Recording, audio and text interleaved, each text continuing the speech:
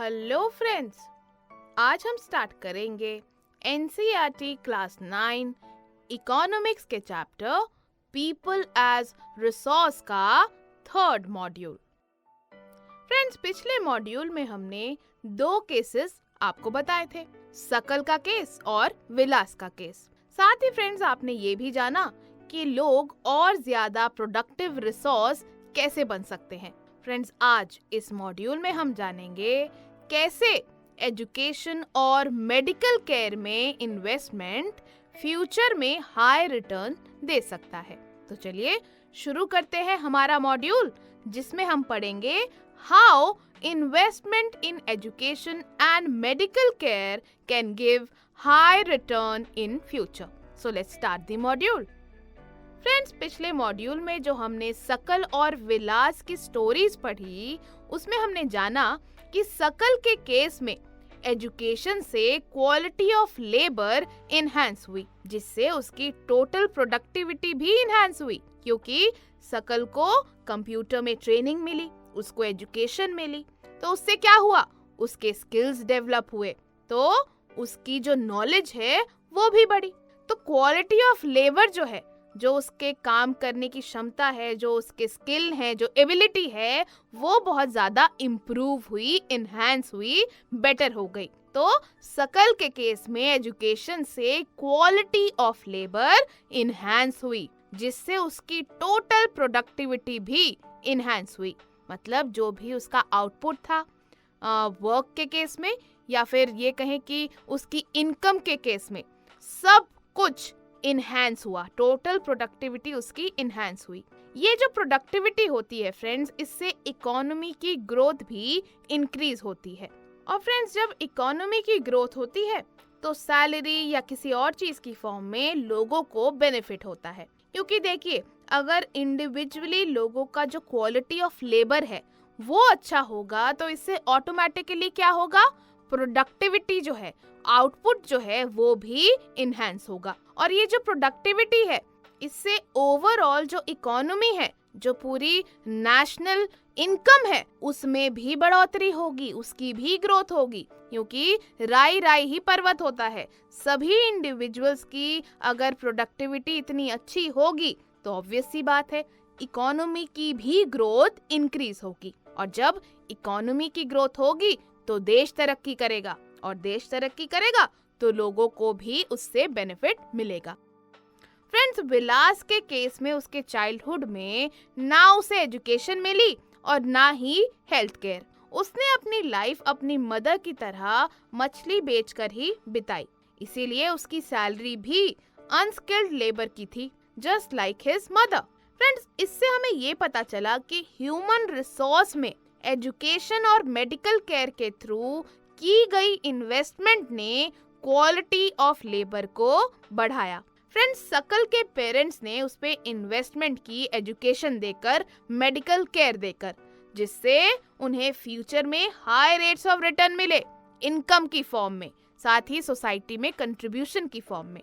क्योंकि शकल के पेरेंट्स ने क्या किया, शकल को पढ़ाया लिखाया, उसको प्रॉपर्ली मेडिकल केयर दी, उसकी हेल्थ का ख्याल रखा, तो उससे क्या हुआ, फ्यूचर में पूरे परिवार को फायदा मिला। क्यों? शकल की तरक्की हुई, शकल को अच्छी सैलरी मिली, और साथ ही उसने सोसाइटी में भी अच्छा काम करके कंट्रीब्यूट किया। फ्रेंड्स, ये इन्वेस्टमेंट लोगों पे सेम होती है लैंड और कैपिटल पे की गई इन्वेस्टमेंट की तरह। यानी जिस तरह से इंसान शेयर्स और बॉन्ड्स में इन्वेस्ट करता है, ये सोच के कि हायर रिटर्न मिलेगा फ्यूचर में, वैसे ही जब एक बच्चे की एजुकेशन पे, उसके हेल्थ पे इन्वेस्ट किया जाता है, तो हायर रिटर्न मिलता है फ्यूचर में, हायर अर्निंग्स और ग्रेट कंट्रीब्यूशन टू सोसाइटी की फॉर्म में।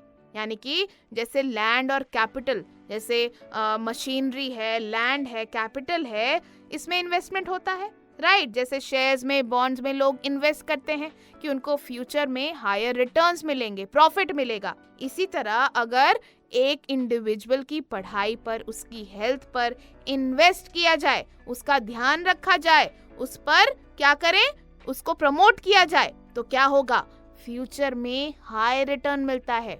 और वो ना ही सिर्फ हायर इनकम के रूप में मिलता है, ग्रेट कंट्रीब्यूशन टू सोसाइटी की फॉर्म में भी मिलता है। क्योंकि जब एक पर्सन के पास एजुकेशन होती है, स्किल होता है, एबिलिटी होती है, तो वो एक बहुत कॉन्फिडेंट पर्सन निकल कर आता है सामने और सोसाइटी का एक एक्टिव मेंबर भी बनता है, जो कि नेशनल इकोनॉमी को भी बढ़ाने में जिम्मेदार होता है। तो इसी वजह से हम कह रहे हैं कि जब एक पर्सन की एजुकेशन, हेल्थ पर इन्वेस्ट किया जाता है तो हायर रिटर्न फ्यूचर में मिलता है। फ्रेंड्स, ऐसा देखा गया है कि एजुकेटेड पेरेंट्स अपने बच्चों की एजुकेशन पे हेविली इन्वेस्ट करते हैं। मतलब आपने ये देखा होगा कि अगर पेरेंट्स एजुकेटेड है तो मोस्टली ये देखा जाता है कि वो अपने बच्चों की पढ़ाई पर बहुत ज़्यादा ध्यान देते हैं, उस पर इन्वेस्ट करते हैं। ऐसा क्यों? ऐसा इसलिए फ्रेंड्स क्योंकि उनको खुद एजुकेशन की इम्पोर्टेंस पता है, क्योंकि उन्होंने खुद भी पढ़ाई करी है, खुद भी वो जानते हैं कि एजुकेशन की कितनी ज़्यादा वैल्यू है, कितनी ज़्यादा ज़रूरी है एजुकेशन हम सब के लिए। इसीलिए ऐसा अधिकतर देखा जाता है कि जो पेरेंट्स, जो माँ बाप, माता पिता एजुकेटेड होते हैं, पढ़े लिखे होते हैं, वो अपने बच्चों की एजुकेशन पर भी अच्छे से इन्वेस्ट करते हैं।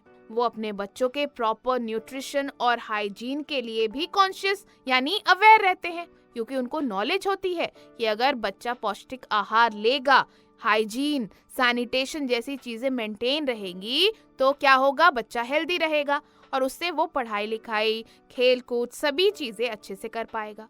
तो बेसिकली एजुकेटेड पेरेंट्स को एजुकेशन की इम्पोर्टेंस का भी पता होता है और हेल्थ की इम्पोर्टेंस का भी पता रहता है। इसीलिए वो अपनी बच्चों के एजुकेशन और हेल्थ के लिए बहुत ज़्यादा कॉन्शियस यानी अवेयर रहते हैं। वो अकॉर्डिंगली अपने बच्चों की नीड्स देखते हैं, ज़रूरतें देखते हैं और स्कूल में एजुकेशन की और गुड हेल्थ की भी पूरी कोशिश करते हैं कि बच्चों को ये तमाम चीज़ें मिल पाए। और फ्रेंड्स, ऐसे ही एक वर्चुअस साइकिल बन जाता है। वर्चुअस साइकिल यानी एक ऐसी साइकिल जिसमें किसी इवेंट के अच्छे इफेक्ट्स दूसरे इवेंट को अफेक्ट करते हैं। यानी जब पेरेंट्स एजुकेटेड थे तो उन्होंने अपने चिल्ड्रन को भी एजुकेटेड बनाया और ये बच्चे फ्यूचर में अपनी कमिंग जनरेशंस को भी एजुकेटेड बनाएंगे, उनकी हेल्थ केयर पर इन्वेस्ट करेंगे। यानी इस साइकिल के गुड इफेक्ट सर्कुलेट होते रहेंगे और इसीलिए इसको वर्चुअस साइकिल कह रहे हैं हम। फ्रेंड्स, इसी की कॉन्ट्रास्ट में अगर हम बात करें डिसएडवांटेज्ड पेरेंट्स की, यानी वो पेरेंट्स जो खुद अनएजुकेटेड हैं, जो पढ़े लिखे नहीं हैं और वो हाइजीन और हेल्थ केयर की इम्पोर्टेंस को भी नहीं जानते और खुद भी हाइजीन में लैक करते हैं। फ्रेंड्स, वो भी मोस्टली अपने बच्चों को भी सिमिलर डिसएडवांटेज स्टेट में ही रखते हैं, क्योंकि उनकी मजबूरी भी होती है और उनको नॉलेज भी नहीं होती। और फ्रेंड्स, इसी से बनता है विशियस साइकिल। हम ये नहीं कह रहे हैं कि सारे डिसएडवांटेज पेरेंट्स ऐसा जानबूझ के करते हैं, but due to lack of knowledge, due to lack of awareness, due to lack of money, ये सारी चीजें होती जाती। फ्रेंड्स, विशियस साइकिल यानी एक ऐसी साइकिल जिसमें एक प्रॉब्लम से दूसरी प्रॉब्लम क्रिएट होती जाती है। यानी पेरेंट्स अनएजुकेटेड थे तो उनके चिल्ड्रन भी अनएजुकेटेड और अनहाइजीनिक रह गए, क्योंकि अवेयरनेस नहीं है, नॉलेज नहीं है और ना ही पैसे हैं। और आने वाली जनरेशन्स पर भी इसके नेगेटिव इफेक्ट्स पड़ सकते हैं और इसीलिए इसको विशियस साइकिल हम कह रहे हैं।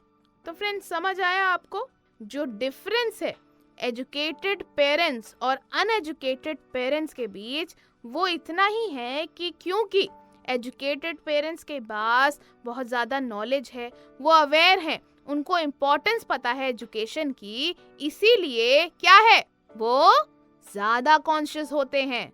किसके लिए? अपने बच्चों के एजुकेशन पर ध्यान देने के लिए और उनकी हेल्थ पर ध्यान देने के लिए, और इसी हिसाब से वो अपने बच्चों की नीड्स का एजुकेशन को लेकर और हेल्थ को लेकर ध्यान रखते हैं। और फ्रेंड्स, इसीलिए इसको कौन सा साइकिल कहते हैं? Correct, virtuous cycle.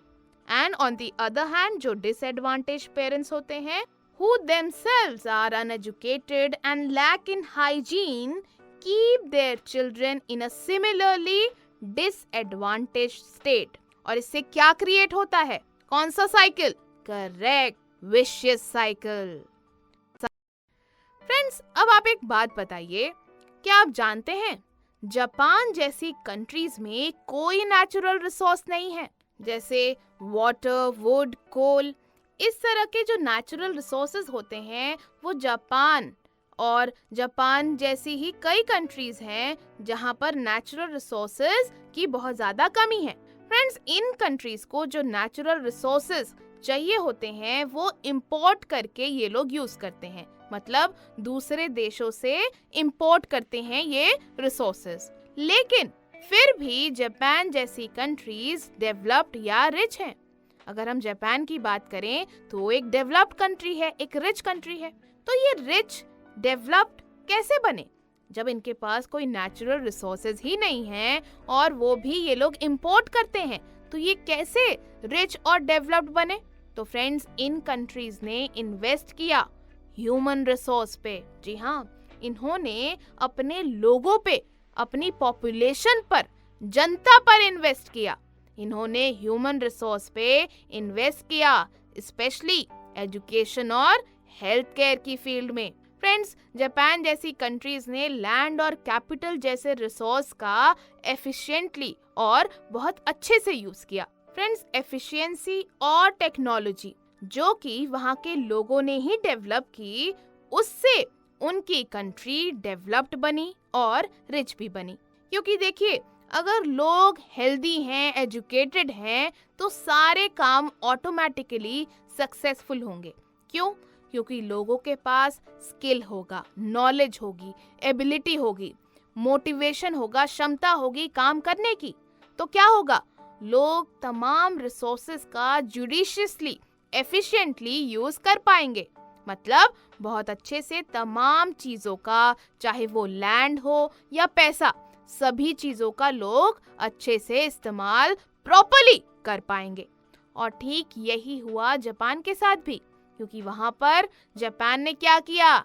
लोगों पर इन्वेस्ट किया, उनकी एजुकेशन पर इन्वेस्ट किया। लोग बहुत ज़्यादा एजुकेट हुए, बहुत हेल्दी हैं वहाँ के लोग, क्योंकि उनकी एजुकेशन पर, हेल्थ केयर पर सरकार ध्यान देती है। और एज अ रिजल्ट क्या हुआ? इन्हीं लोगों ने लैंड और कैपिटल जैसे रिसोर्स का बहुत अच्छे से इस्तेमाल किया, टेक्नोलॉजी डेवलप की, एफिशिएंसी बढ़ाई सभी चीज़ों की, और इससे देश की तरक्की भी हुई। और इसीलिए जापान जैसी कंट्रीज बहुत ज़्यादा रिच और डेवलप्ड बनी। तो फ्रेंड्स, है ना ये आइडियल एग्जाम्पल कि कैसे ह्यूमन रिसोर्स का अच्छे से इस्तेमाल हो सकता है किसी भी कंट्री की तरक्की में। तो फ्रेंड्स, देखा आपने ह्यूमन रिसोर्स कितना वैल्यूएबल रिसोर्स है और कैसे इस पर इन्वेस्टमेंट करके हम इससे प्रोडक्टिव भी बना सकते हैं। तो फ्रेंड्स, क्या पढ़ा हमने अभी तक? हमने पढ़ा कि एक चाइल्ड पे या फिर एक इंडिविजुअल पे जब इन्वेस्टमेंट की जाती है उसकी एजुकेशन और हेल्थ पे, तो वो हाई रिटर्न यील्ड कर सकता है फ्यूचर में, हायर अर्निंग्स और ग्रेटर कंट्रीब्यूशन टू सोसाइटी की फॉर्म में। फ्रेंड्स, एजुकेटेड पेरेंट्स की बात करें तो वो अपने बच्चों की एजुकेशन पे ज़्यादा इन्वेस्ट करते हैं, बहुत थॉटफुली इन्वेस्ट करते हैं, और वो अपने बच्चों की प्रॉपर न्यूट्रिशन और हाइजीन के लिए भी बहुत ज़्यादा अवेयर रहते हैं। लेकिन friends, on the other hand disadvantage parents की अगर बात करें, जो अनएजुकेटेड हैं, जिनके पास ज़्यादा रिसोर्सेज नहीं हैं और हाइजीन में भी लैक करते हैं, वो अपने बच्चों को सिमिलर डिसएडवांटेज्ड स्टेट में ही रखते हैं मोस्टली। फ्रेंड्स, जापान जैसी कंट्रीज जिसका हमने आपको एग्जाम्पल बताया, वो एक आइडियल एग्जाम्पल है जो हमें दिखाता है कि कैसे लोगों पर अगर इन्वेस्ट किया जाए एजुकेशन और हेल्थ की फॉर्म में, तो ह्यूमन रिसोर्स कैसे प्रोडक्टिव बन सकता है। वही हमने देखा कि जापान ने खुद को रिच और डेवलप्ड कैसे बनाया, ह्यूमन रिसोर्स पे इन्वेस्ट कर। So, let us revise once again. So friends, a child with investments made on his or her education and health can yield high return in future in the form of higher earnings and greater contribution to the society. Friends, educated parents invest more heavily on the education of their child. They are also conscious of proper nutrition and hygiene. And friends, on the other hand, disadvantaged parents who are uneducated and lack in hygiene keep their children in a similar disadvantaged state mostly. And friends, if we talk about countries like Japan, so we saw that how Japan became rich and developed by investing in human resource. और इसी से हमें पता भी चलता है कि human resource कितना ज़्यादा वैल्यूएबल रिसोर्स है. सो फ्रेंड्स, ये था हमारा आज का मॉड्यूल. तो चलिए अब इस मॉड्यूल